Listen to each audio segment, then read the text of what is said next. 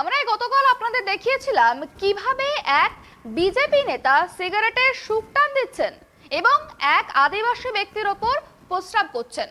এই ঘটনার video social মিডিয়ায় ছড়িয়ে পড়তেই সমালোচনার ঝড় বয়ে যায়। এরপরে অভিযুক্ত ব্যক্তিকে গ্রেফতার করে পুলিশ। তার সম্পত্তিও বুলডোজার দিয়ে গুড়িয়ে দেওয়া হয়েছে।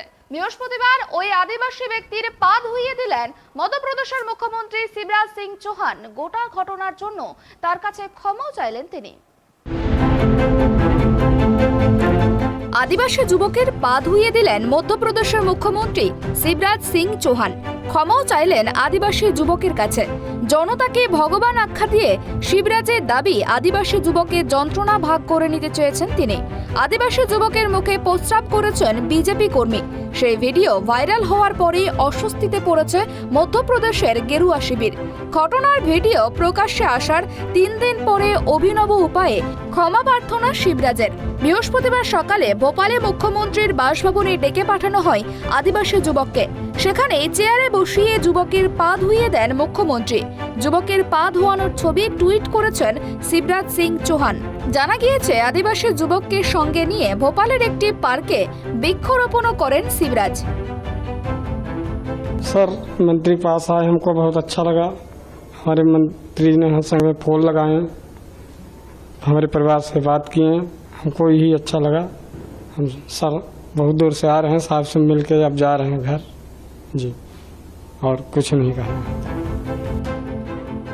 ইতিমধ্যেই পীড়িত আদিবাসী যুবকের মুখে প্রস্রাব করার অভিযোগে জাতীয় সুরক্ষা আইনে গ্রেপ্তার করা হয়েছে প্রবেশ শুক্লা ওরফে অভিযুক্ত বিজেপি কর্মীকে। তারপরেই প্রবেশের বাড়ি ভেঙে দেওয়ার নির্দেশ দেওয়া হয় প্রশাসনের তরফ থেকে। অন্যদিকে পীড়িত আদিবাসী যুবকের স্ত্রী জানান, এই ঘটনায় দোষীর উপযুক্ত শাস্তি হোক।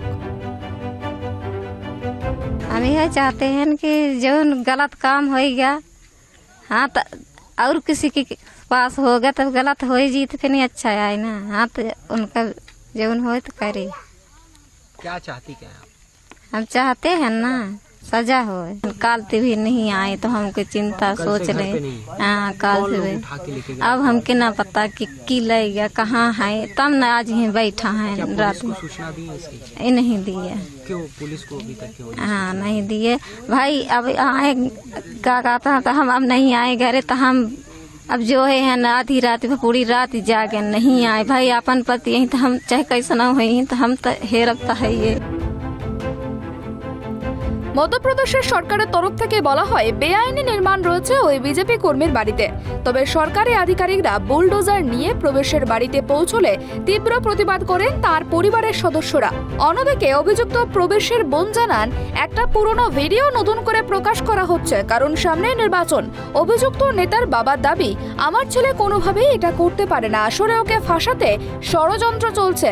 ভিডিওটা দেখে তাদেরও খুব খারাপ লেগেছিল, তবে পরিবারের কথাতেও চিড়ে ভেজেনি।